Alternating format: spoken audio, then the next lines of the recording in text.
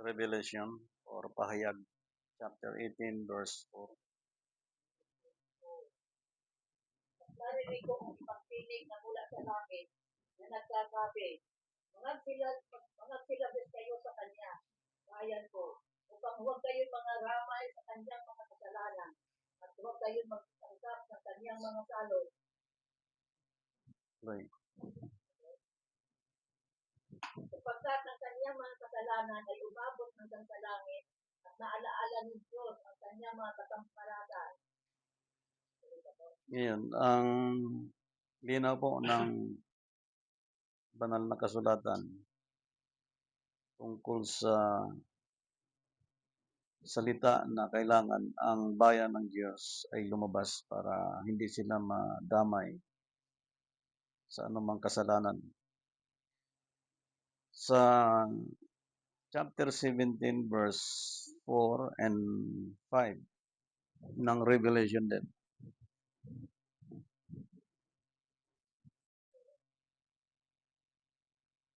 Nararamta ng babae ng kulay ube at ng pula, at nahihiyasan ng ginto at ng mga mahalagang bato at mga perlas. Nasa kanyang kamay ay may isang sarong ginto na puno ng mga kasuklang-suklang at mga bagay na marurumi ng kanyang pakikiapid. Verse 5.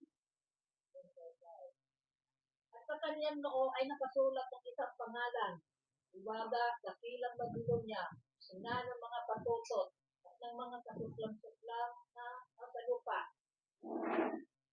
Yun doon sa mga nag-aaral, mga nagsusuri ng Biblia, ng salita ng Diyos.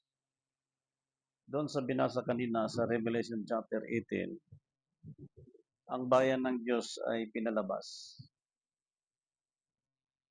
upang hindi sila mahawaan ng salot o ng kasalanan na ang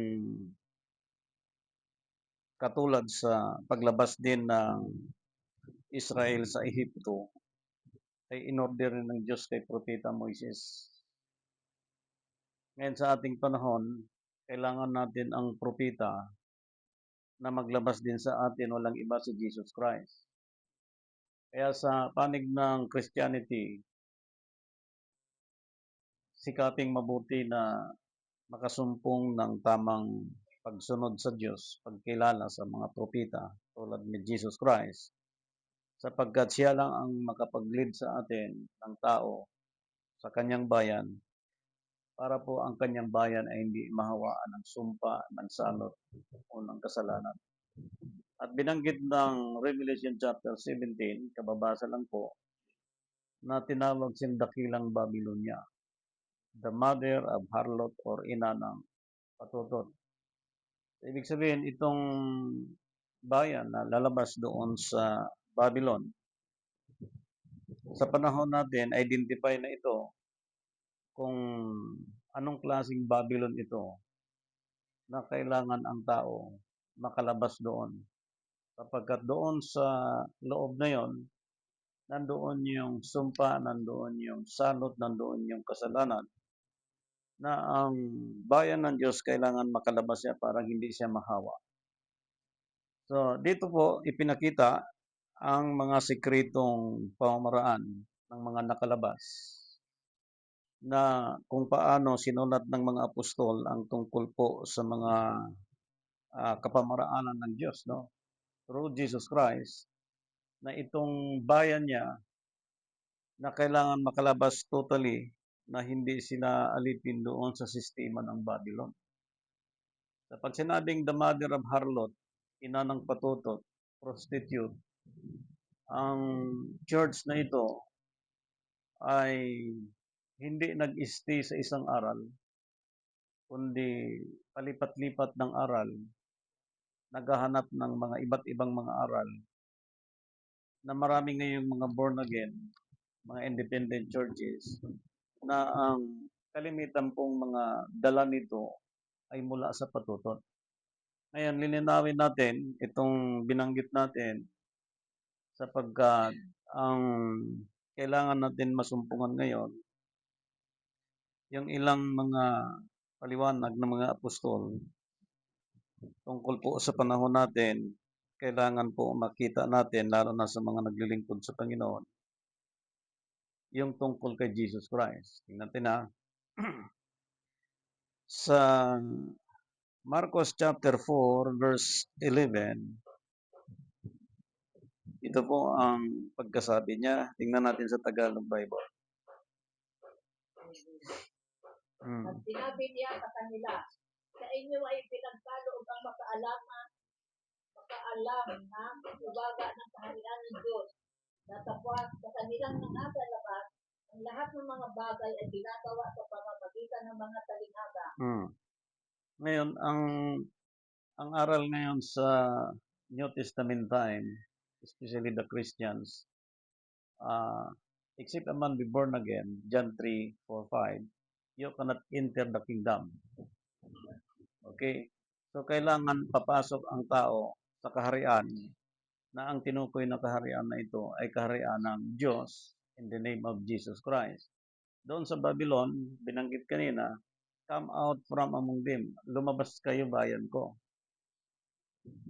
So, ibig sabihin, ang tao, ang bayan ng Diyos, kailangan lalabas muna siya doon sa sistema ng Babylon. Pagkatapos, papasok siya ngayon.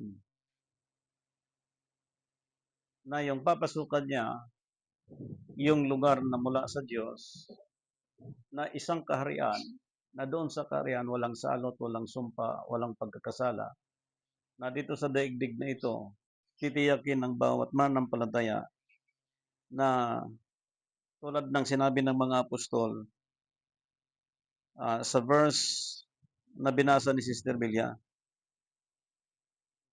ang nakaalam ng hiwaga ng kaharian ng Diyos, datapwat sa kanilang pagnanga sa labas, ang lahat ng mga bagay ay ginagawa sa pamamagitan ng talinghaga. Ibig sabihin, hindi po basta-basta na maintindihan ito. Sa sunod na paliwanag ni Apostol Pablo sa Romans chapter 11 verse 25.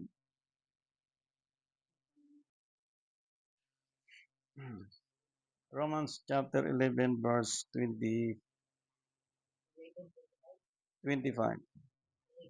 Hmm. 11.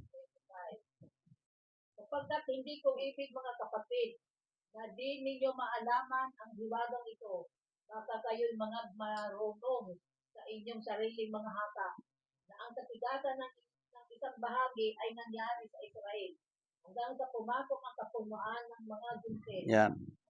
Yan na.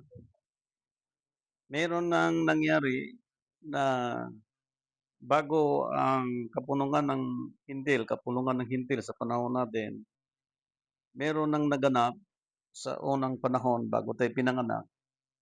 At tingnan natin sa Old Testament kung ano itong hakbang na ginawa nila upang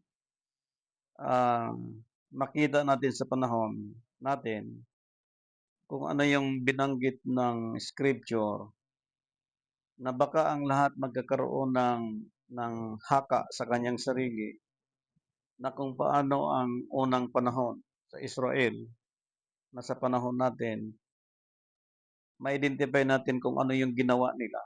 Yan na. Pagkatapos yung mga bagay na yun na ginawa nila through Jesus Christ, lilinawin niya ngayon kung ano yung mga bagay na binago nila, sinira nila, at hindi na pinagpatuloy. Okay.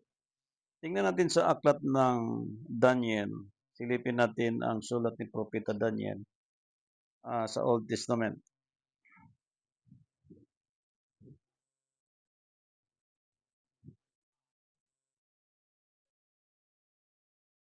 Sa sulat ni Propeta Daniel, chapter, tingnan natin chapter 7 verse 25. 25. At siya ay magbabadya ng mga salita laban sa kataas-taasan. At lilikuhin niya ang mga banal ng kataas-taasan. At kanyang iisipin baguhin ang panahon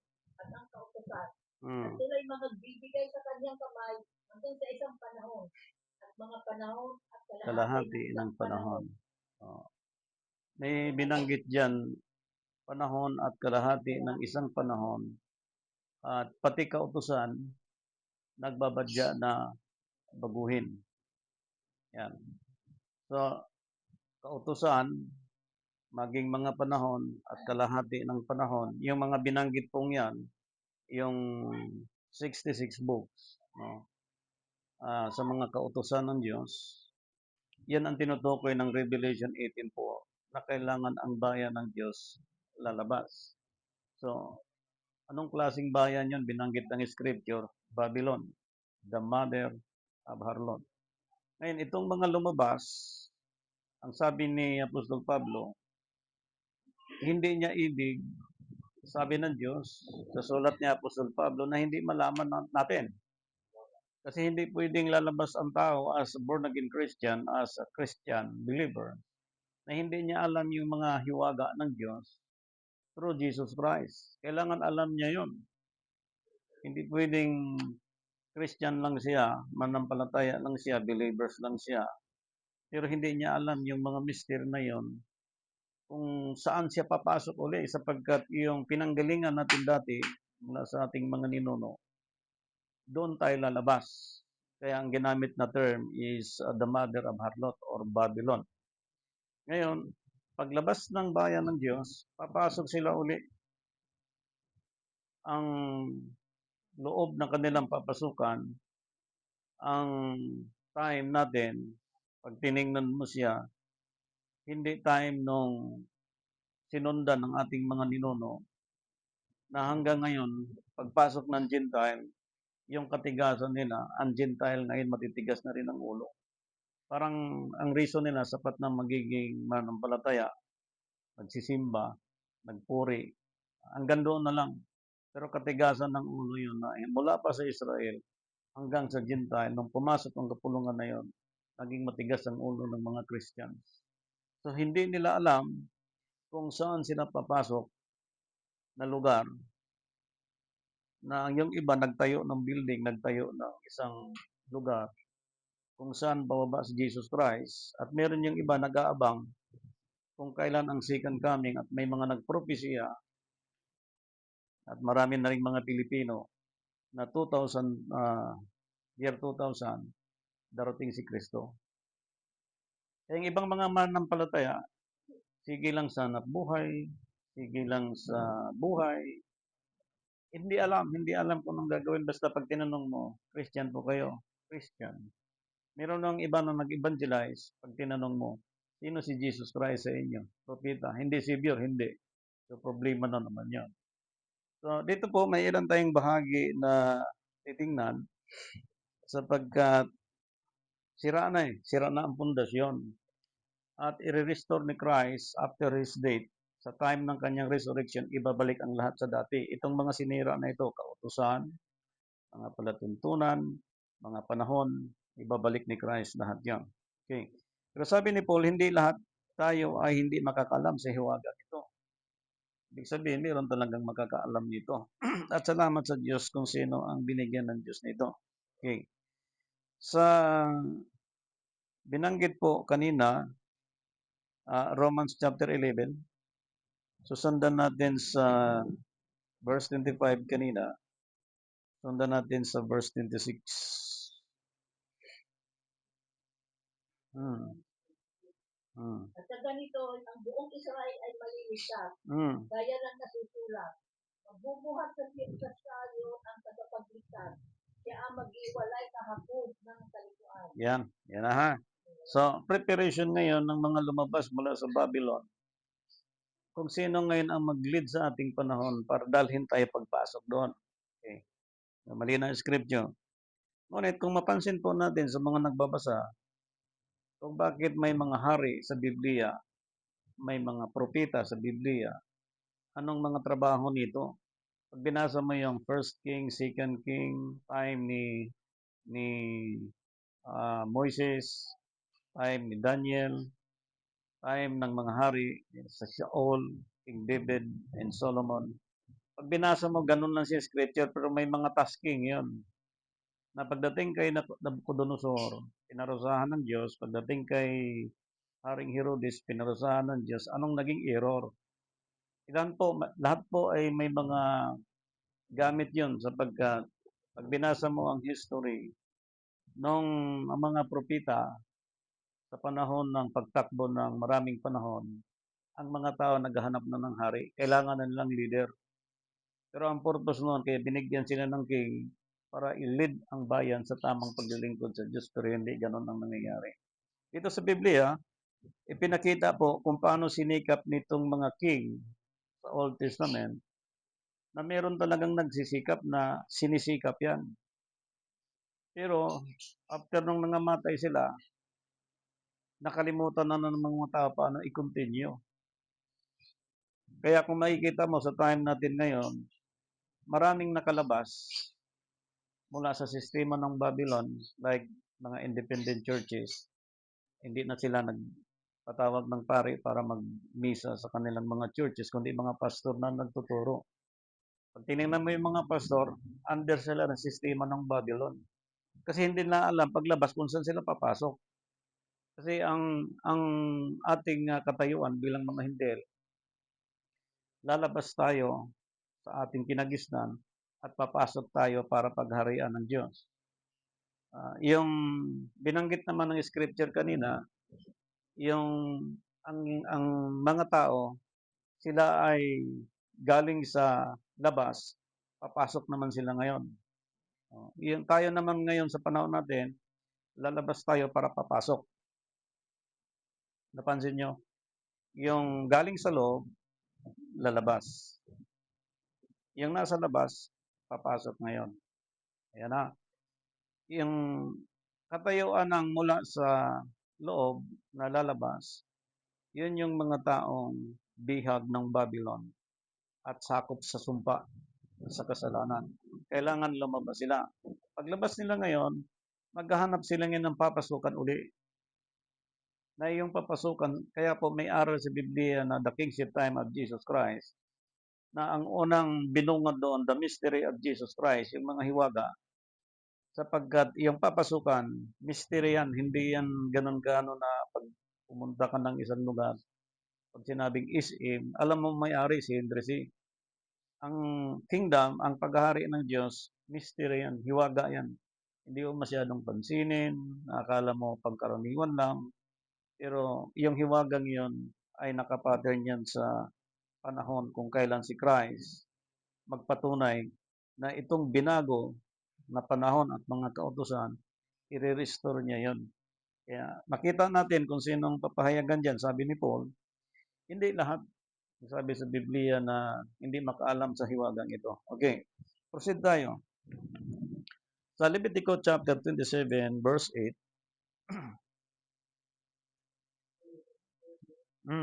Chapter 27, verse 8. Himayin mo natin itong mga scripture tungkol dyan. Ngunit kung tapos ng ikababayan sa halaga, ay paharapin mo siya sa harap ng sacerdote. At pahalagahan siya ng sacerdote. Ayon sa ikasaya ng mga panata, ay siyang ihahalaga sa kanya ng sacerdote. Okay, tuloy. At kung hayop na yahandog na alay sa Panginoon, lahat na ibibigay niyaon ay sino man sa Panginoon ay magiging banal. Malinaw instruction. Tuloy. Huwag niyang babaguhin o papalitan ang mabuti ng masama. Ang masama ng mabuti.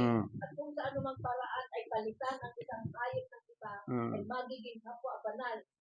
Yaon at ang kapalit niyaon. Hindi siya malayo sa Isaiah chapter 45, verse 7. God create darkness in light. Dito naman, huwag baguhin, huwag papalitan, huwag babaguhin o papalitan ang mabuti ng masama o ang masama ng mabuti. Ayan na. Yung galing sa loob, balikan natin Revelation 18. May sumpa sa ilalim ng kasalanan, nandoon po lahat. Masama. Paglabas niya ngayon, papasok siya sa isang lugar na doon po ay mabuti. So, hindi pwedeng palitan ang mabuti ng masama. Ibig sabihin, pag nakalabas ka doon sa sistema ng Babylon, hindi na pwedeng palitan ang mabuti ng masama. Sapagkat doon sa kasamaang yon sa loob ng Babylon, walang mabuti doon. At ang mabuti, binanggit ng Scripture, walang iba ang Diyos. Okay.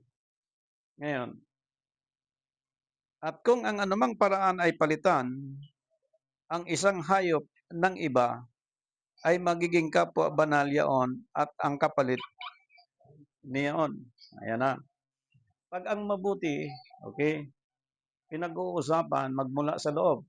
Paglabas ng bayan ng Diyos, ang mabuti, kapag ginawa niya doon sa paglabas niya at dala niya sa pagpasok sa kaharian ng Diyos, yung bit-bit niyang yun, like in our time, my family, your friends, neighborhood, magiging blessed din yun sa kanila. Pero sabi ng Biblia, those are condemn you and condemn me, paparusahan ng Diyos yun. So kung titingnan mo ang takbo sa plano ng Diyos by the mystery of Jesus Christ sa time natin, yung pagbago, malaki talaga po ang naging pinsala na dulot nito. Tulad nito, sa Deuteronomy chapter 19, verse 14, ito po ang pagkasulat ni Propeta Moises. Deuteronomy chapter 19, verse 14. Huwag mong babaguhin ang lindiro ng iyong kapwa Mm. na kanilang inilagay ng una. Mm. Na yung mana na iyong mamanahin sa lupain na ibinibigay sa iyo ng Panginoon upang arihin. Ang sabi, huwag babaguhin. Lindero. Okay. Huwag mong babaguhin ang lindero ng iyong kapwa na kanilang inilagay ng una sa iyong mana na iyong mamanahin sa lupain na ibinibigay sa iyo ng Panginoon mong Diyos upang ariin. So, problemang malaki ito sapagkat sa time natin ngayon,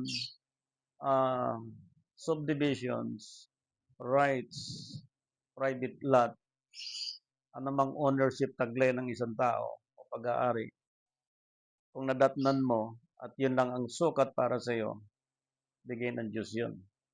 Pero kung dinatnan mo at may nagbago doon sa sukat, lupa man yan, property man yan, ano man yung bagay na binigay ng isang tao at binago niya at nadatnan ng isang tao, mula doon sa binago ng isang tao, kapag binago niya yon, ibig sabihin, kung Christian siya at kung nakalabas siya sa sistema ng Babylon, hindi pa rin siya nakapasok doon sa lugar na mabuti, na itong mabuti hindi pwedeng palitan ng masama. Yan na. So, ibig sabihin, ang pag-aaral na ito, mayamat mahirap, may kayaman at wala, may karapatan, ito ay kalimitan ay nararapat para sa karapatan ng isang tao bilang isang Pilipino, bilang isang Christians. Okay.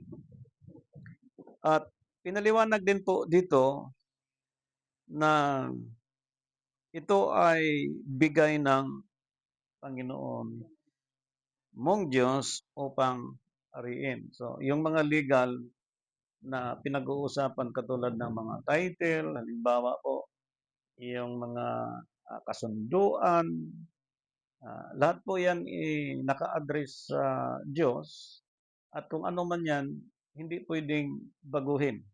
Malinaw po ang scripture. Okay.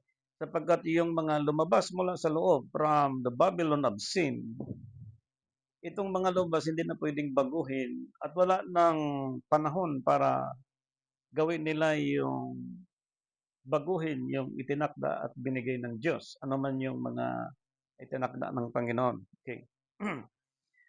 Sa isa pong scripture, sa Samuel in chapter 11 verse 14, ito po ang pinaliwanag.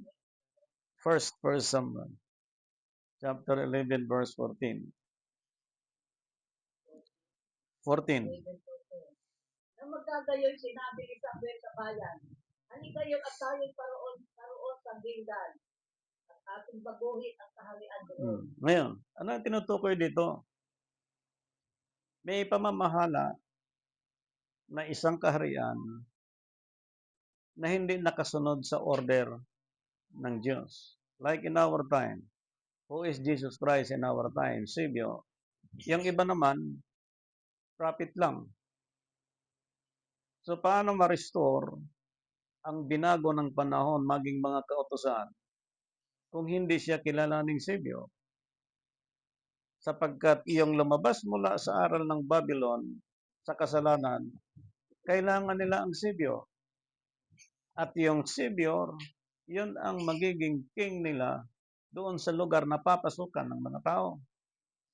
So, ang ibig sabihin ni Samuel sa kanyang time na yon, hinikayat niya ang bayan para baguhin ang sistema at pamamahala ng isang kaharian na hindi na nakasunod sa kalooban ng Diyos. Ang tanong, sa ating panahon, sino sa atin ngayon, sa ating panahon ng mga churches, ang nag-gather na ganitong pamamaraan? Na ngayon po ang lahat ay naalipin na pati mga independent churches. Programa ng church, programa ng mga gawain sa Panginoon, hindi na po napasunod ang programa ng Diyos. So parang lumipas lang yung 2 hours and 3 hours. Ikot lang ng ikot, hindi nakapasok sa promised land. Sa panahon natin, ng mga churches, ikot lang ng ikot sa aral, gospel of grace. Pero hindi alam kung saan ang direksyon. Katulad itong pinag-uusapan natin. May dalawa lang tayong titingnan mamaya. Okay. Dito muna tayo sa 2 Samuel na naman. In chapter 14 verse 20. Kanina 1 Samuel. Ngayon naman 2 Samuel chapter 14 verse 20. 14:20 2 Samuel.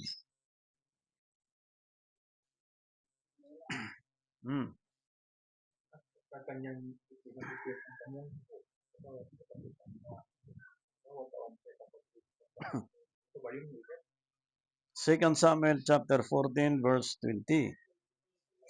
Upang baguhin ang anyo ng bagay ay ginawa ng iyong lingkod na si Huwab. Ang bagay na ito at ang aking Panginoon ay pantas ayon sa karunungan ng anghel ng Diyos na makaalam ng lahat ng mga bagay na nasa lupa. Ayan na. Yung pantas na mula sa Panginoon na ang karunungan na ito ng mga anghel ng Diyos, okay? Kailangan natin yung anghel talagang mula sa Diyos. Like Gabriel na dumating sa lupa, lahat ng demonyo, hands up tabi sila lahat. Kasi anghel siyang mula sa Diyos para dalhin kay Mary yung mensahe tungkol sa pagtanggap ng paglilihi conceived by the Holy Spirit. Okay, dito tayo. Na makaalam ng lahat ng mga bagay na nasa lupa. Anong meron ngayon sa lupa? Ang meron sa lupa, sistema ng Babylon. Adultery system. Pakikiapid na aral. Kailangan malaman lahat ng Christians ang nasa lupa. Halimbawa, pag pinag-uusapan ang 7th day of the week, anong meron sa lupa na 7th day of the week? Sabado. Anong meron sa lupa na 7th of the week? Linggo. Pag pinag-uusapan ang first day of the week, anong meron ngayon sa lupa? Linggo ang first day of the week.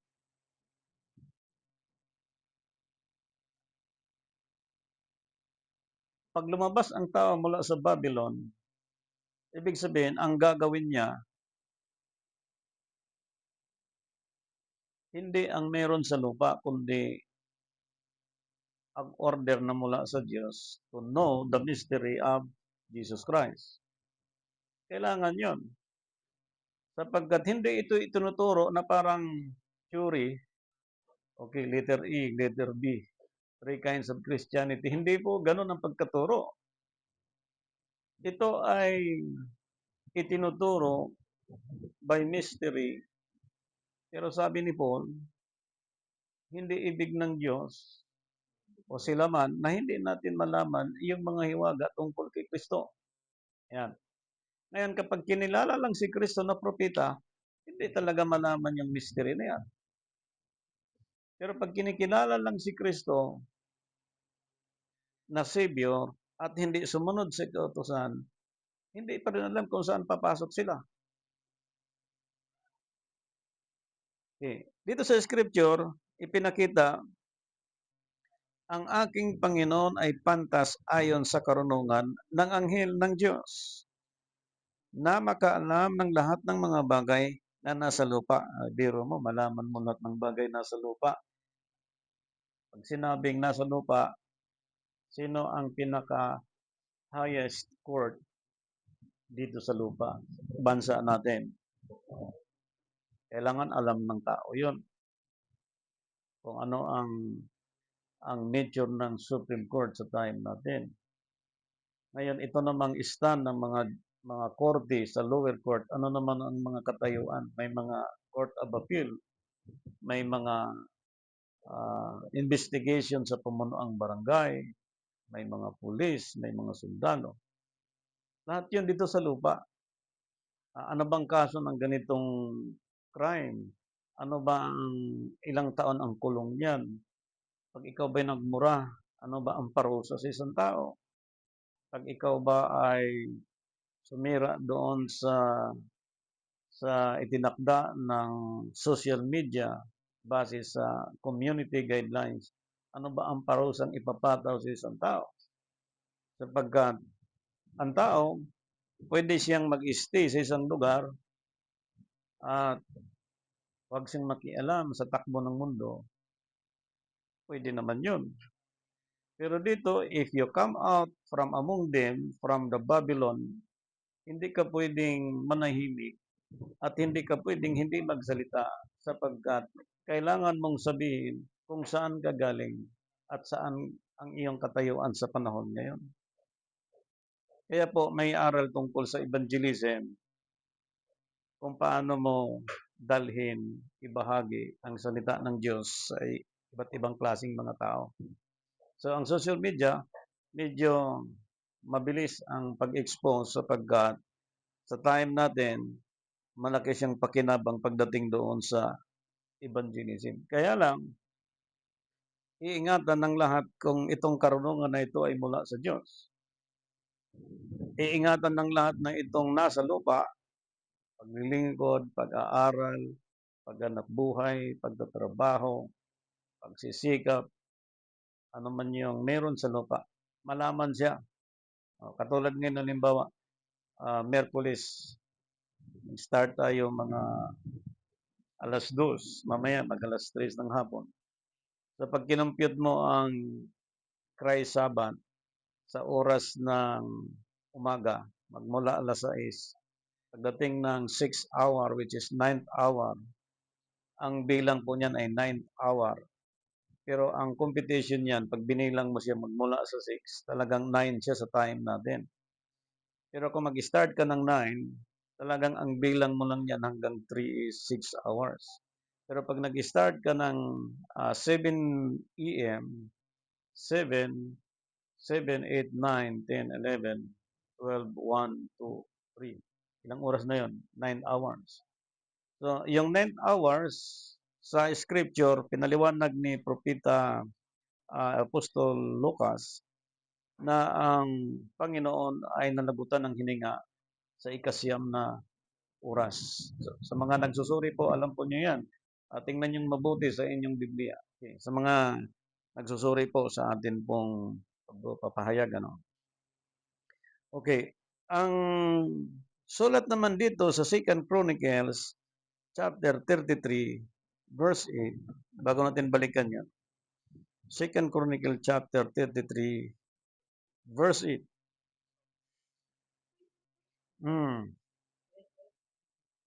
Chapter 23, 33, sorry. 2 Chronicles chapter 33 verse 8.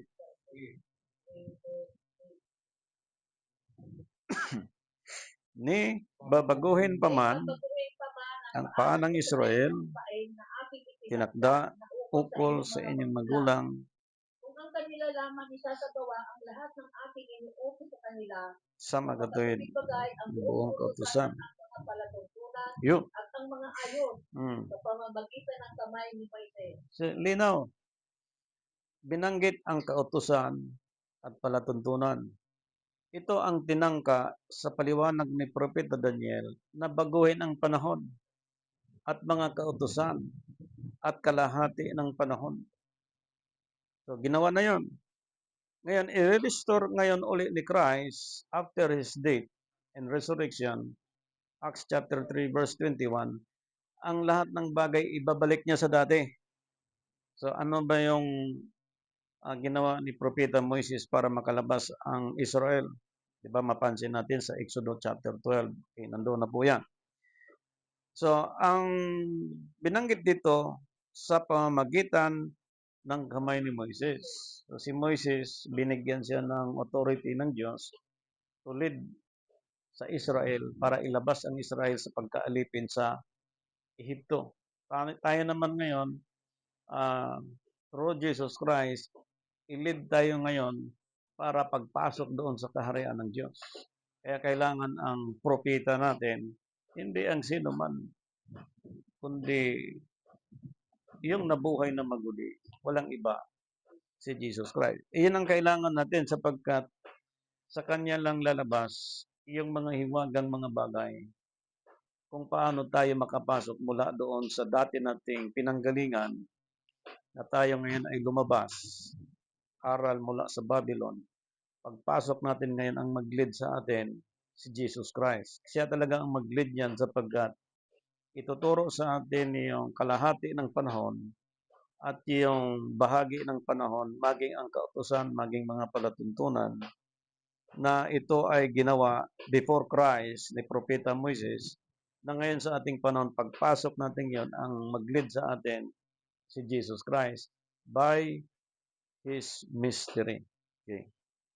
Ngayon, dito sa talatang ito, susundan natin sa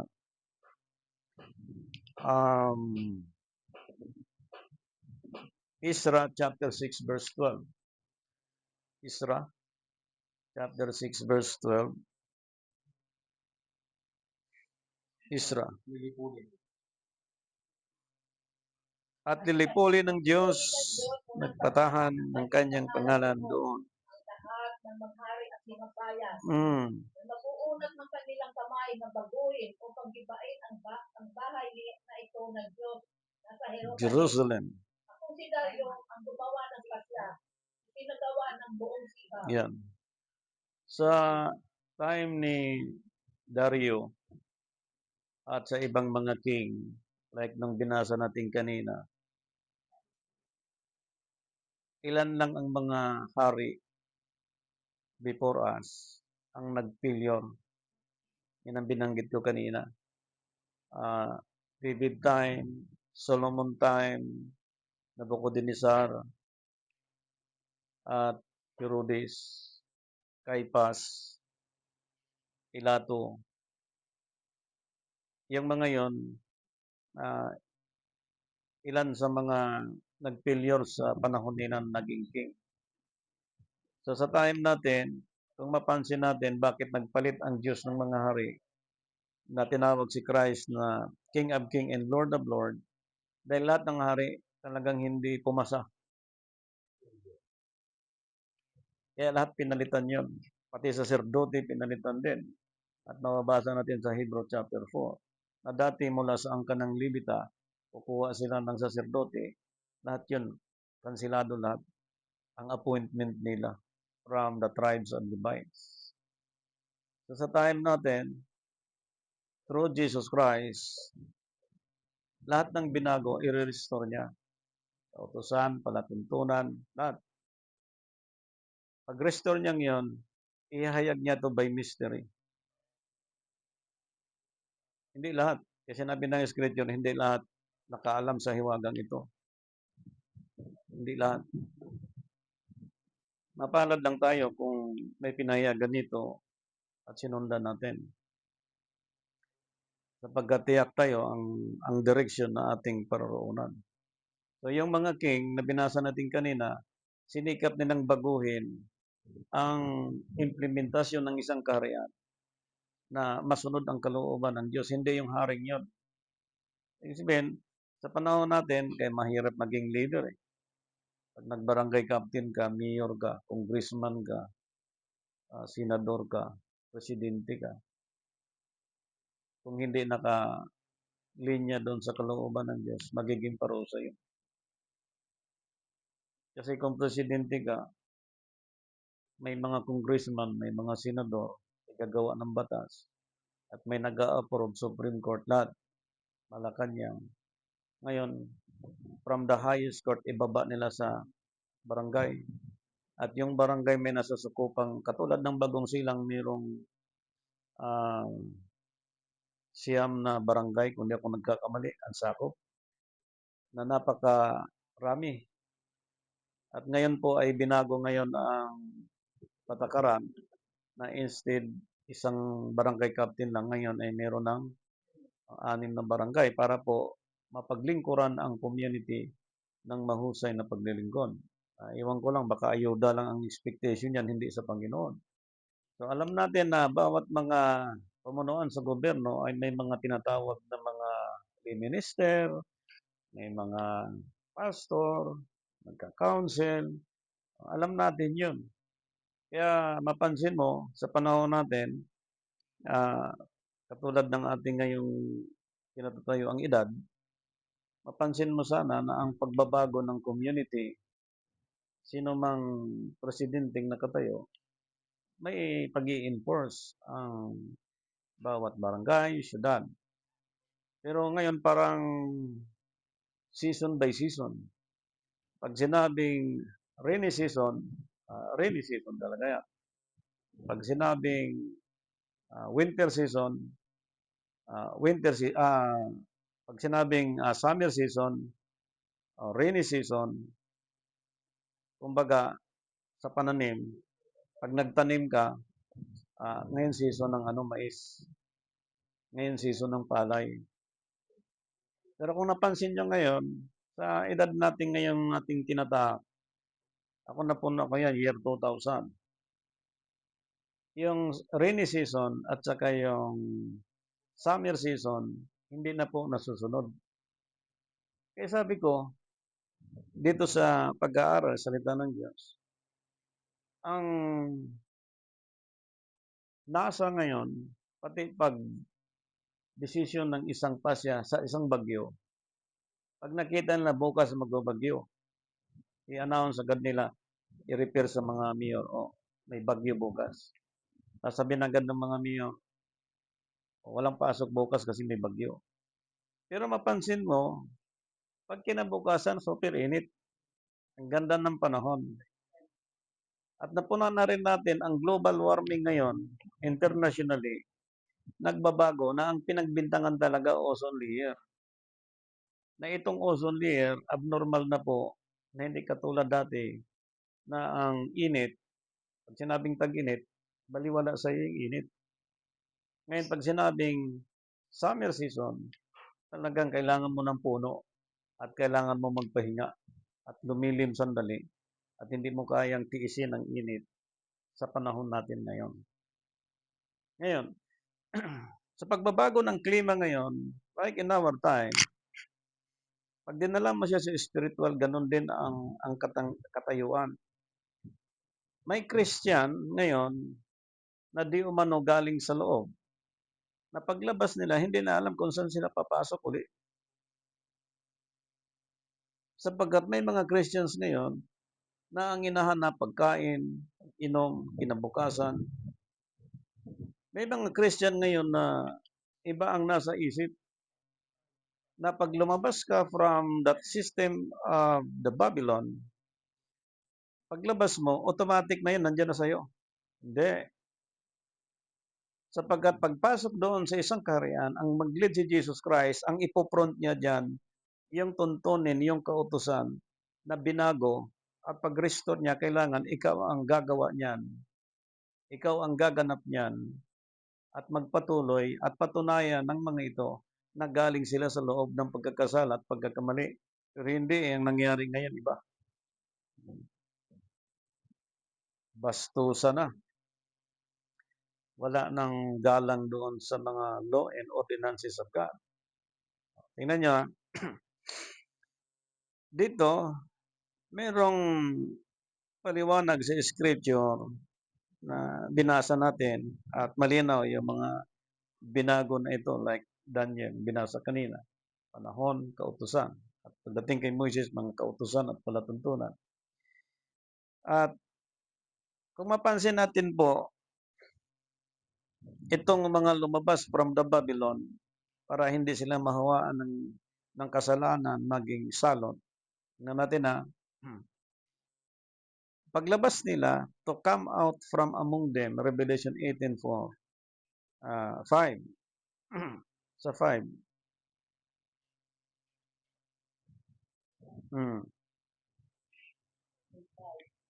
Sapagkat ang kanyang mga kasalanan ay lumabot hanggang sa langit, at naalaala ng Diyos ang kanyang mga tatakpalasan. Tuloy. Bigay din ninyo ang ayon sa ibinigay niya sa inyo, at ipayuhin ninyo ang ibayo sa kanyang mga gawa. Ibig sabihin, pag, yes, yun. Ipaghalo ninyo siya sa ibayo. Yun.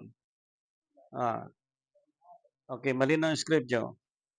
Dito ngayon sa binasa ng ating sister, ipinakita po yung paglabas ng mga tao mula sa Babylon.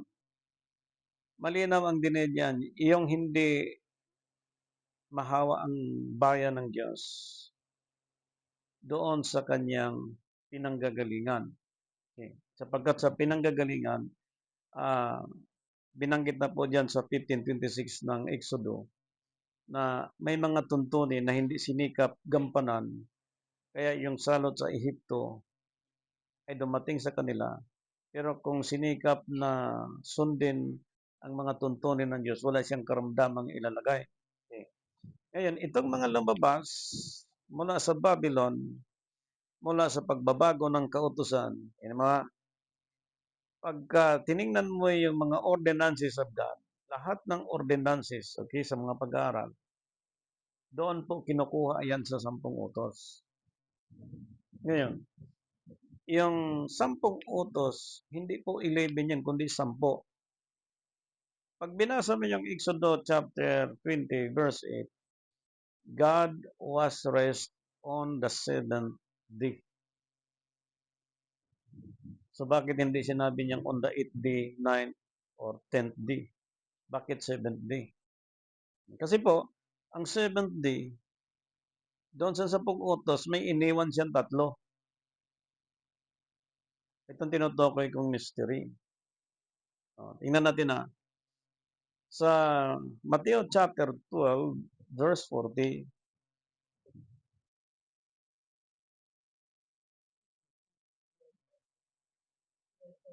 Sapagkat kung paano si Jonas ay napasasya ng isang balina yes, sa 3 araw at 3 gabi, ay gayon din napapasailalim ng lupa sa 3 araw at 3 gabi ang anak ng tao.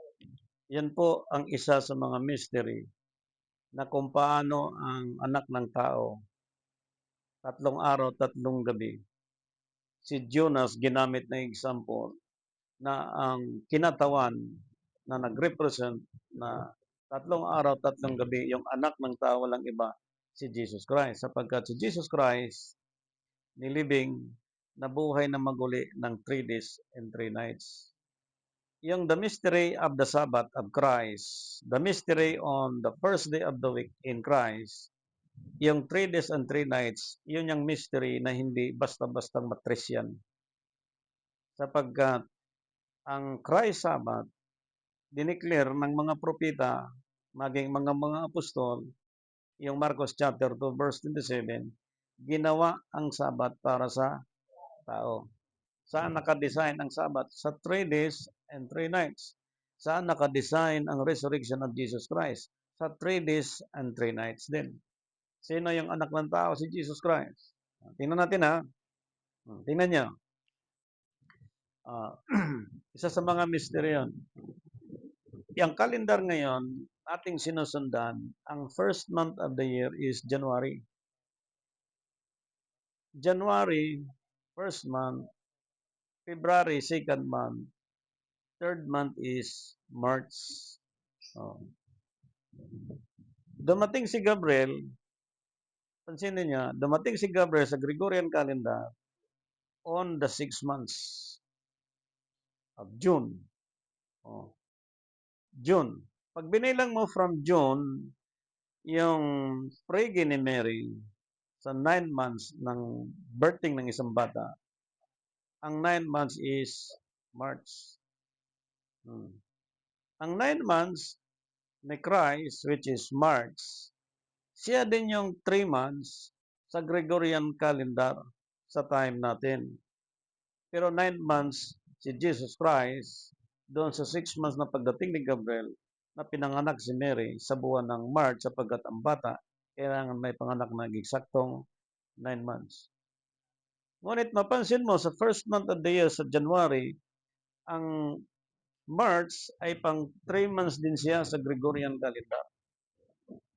Na itong March, 9 months sa panahon ni Christ, magmula nung dumating si Gabriel sa 6 months sa Gregorian calendar. Alam mo, yung mga number na yon, yung buwan, at yung 3 days and 3 nights, yan ang pinaka-mechanism na i-restore ni Christ lahat yon. Kailangan may Christ Sabbath sapagkat merong isang panahon na itinakda para sa bayan ng Diyos. Ang sabi ng Revelation kanina, kailangan lumabas ang bayan ng Diyos.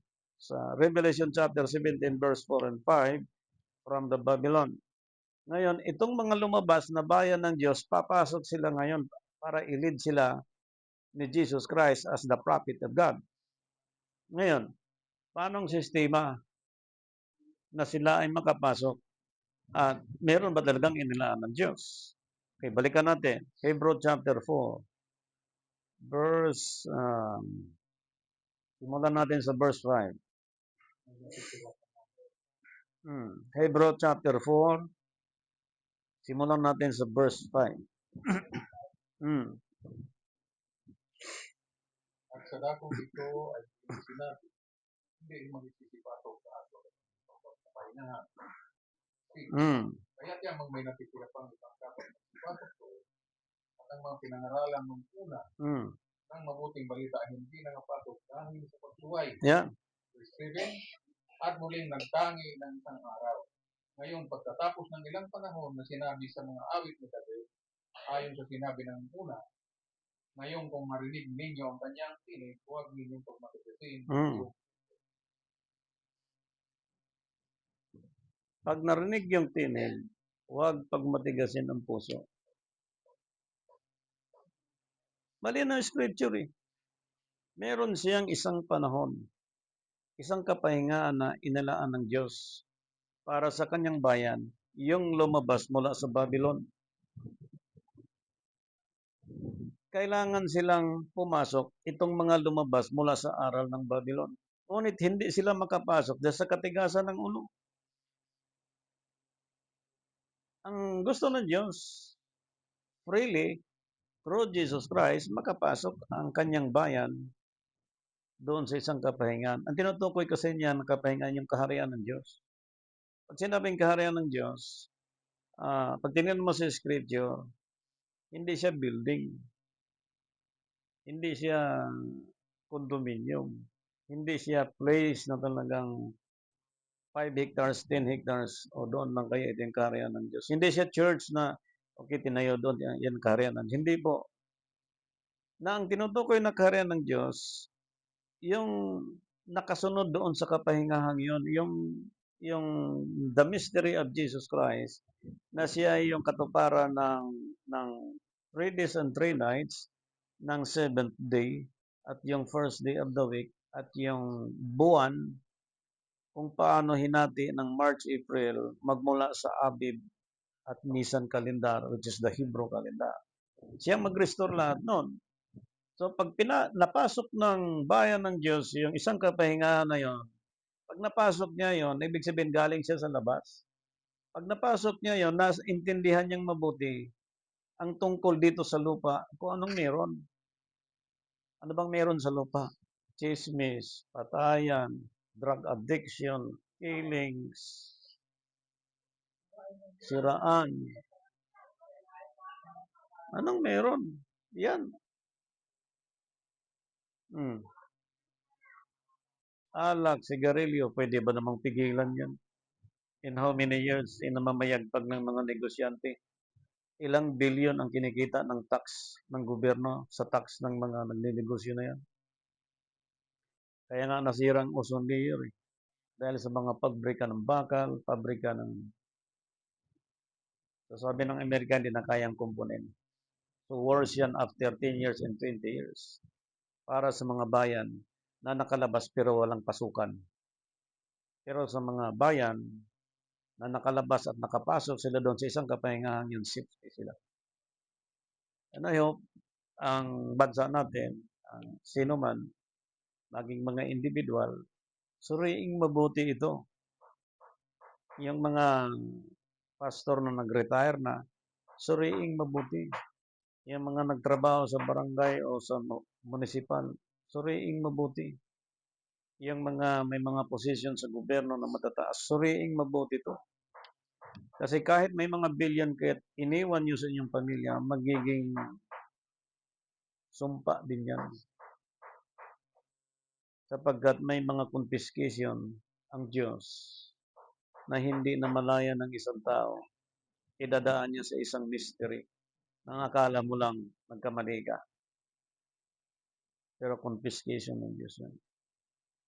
Kaya ipinakita ng Scripture na sino mang taong nabubuhay sa daigdig na ito, kilalanin niya yung mga taong nakalabas. Kilalanin niya yung mga taong papasok. Kung ano ang mga roles ng Diyos pagpasok sa kanyang kapahingahan. Anong mga araw na itinakda ng Diyos yung isang araw para sa kapahingahan? At sino ang mag-lead sa ating panahon? Sapagkat sinabi ng Scripture, hindi ibig ni Apostol Pablo na hindi tayo makaalam ang tungkol sa hiwaga nito. Ngayon, ipinakita dito po, napakapalad yung mga taong naglilingkod sa Panginoon, no? At nakinig ng evangelism at gathered ng mga Bible study sapagkat meron talagang ipapahayag ang Diyos tulad ng binanggit kanina na hindi ibig ng Diyos o sulat ni Apostol Pablo na ang lahat hindi makaalam sa hiwaga ito. Okay, sa Romans chapter 16 verse 25, ito pong binanggit niya. Kaya mapalad yung mga nakalabas, no? Sa traditions of men, sa sistema ng sanlibutan. At ngayon sa kanya na makapangyarihan na sa inyo'y makapagpapatibay ayon sa ating ipagbindo. At sa pangalan na ito Kristo, ayon sa bahayag ng hiwaga na natago sa katahimikan ng panahon walang hanggan. Yung the mystery of Jesus Christ, malinaw, sa ibang paliwanag natin pong pagtatalakay, nakatago. Ngunit inihayag ito ng Panginoon sa panahon natin.